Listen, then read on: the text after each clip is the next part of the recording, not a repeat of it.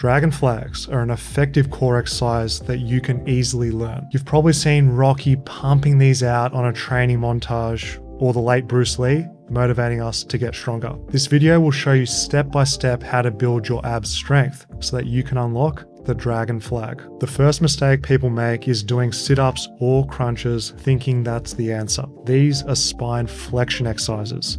They're not specific for our goal, so skip them. The second mistake is jumping straight into the full dragon flag, often with a massive arch in the lower back and failing miserably. Dragon flags are what we call an anti-extension movement.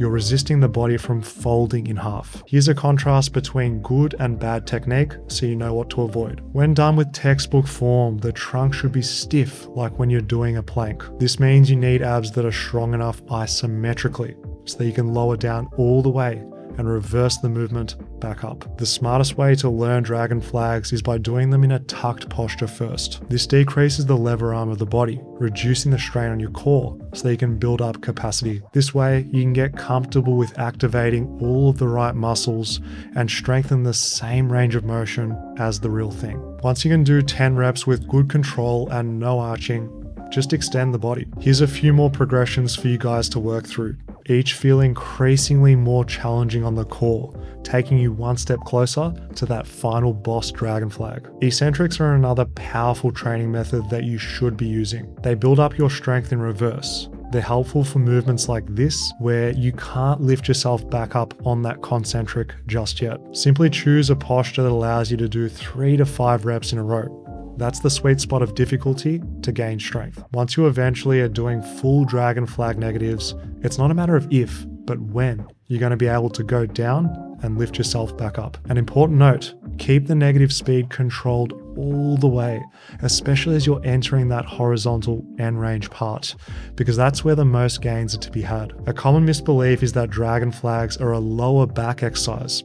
It's mainly abs and lats actually, because when people can't do flags, they end up arching, the lower back muscles have to work overtime because the core's taking a vacation. What you really need is direct anterior chain work so that your abs are actually strong enough to resist that lower back giving out. The best exercise to improve your isometric core strength are planks, but doing it more advanced. Planks are a foolproof way to prep the body for dragon flags. It's such an underrated progression that should be in your routine. This right here is the long lever variation, where you walk the feet back so that now you're looking between your elbow pits. I want you guys to apply real effort and activation. Squeeze your glutes hard, tilt your pelvis, and brace your abs like you're about to get punched in the stomach. Don't let that lower back arch, not even a little bit. We want to build up our body's capacity to resist any spine extension. When you're holding planks with a maximum effort, all you need is 30 to 45 seconds at the most. This is because the intensity is so much higher, so you get a real strength training adaptation. This is so much better than holding normal planks and just chilling for a minute plus. The classic ab wheel rollout is extremely helpful for dragon flags.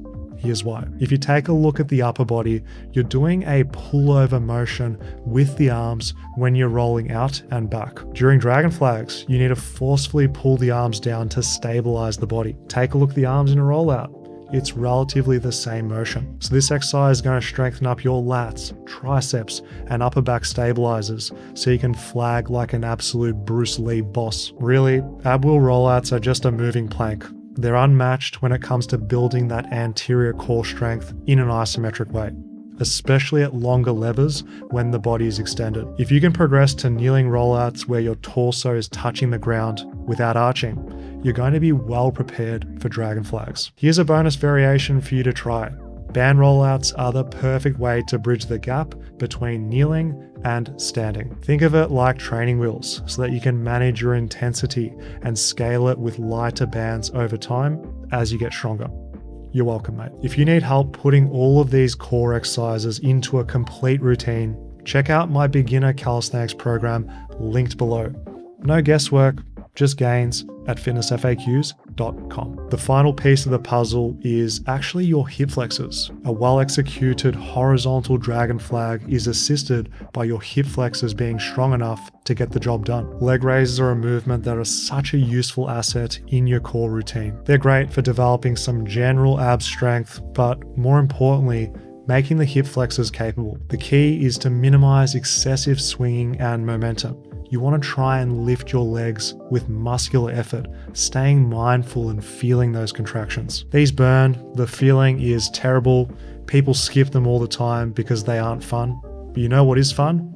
Being able to dragon flag because of all that work that you've put into building up your core strength. Once you've gained the strength, now comes the really fun part, expressing it. Dragon flags aren't technical. You're either strong enough to do them or you aren't. There's no special cue or hack that I can give you to unlock this without a capable core. That's why if you can't go down all the way or you're still arching that lower back, study today's video again and you'll eventually be able to do dragon flags yourself if you've put in the work. It's time to get back to basics and build old school strength. The simple 5x5 method has worked on people forever. I want you to watch this. It's going to help unlock those dormant gains that you might be missing if you haven't done 5x5.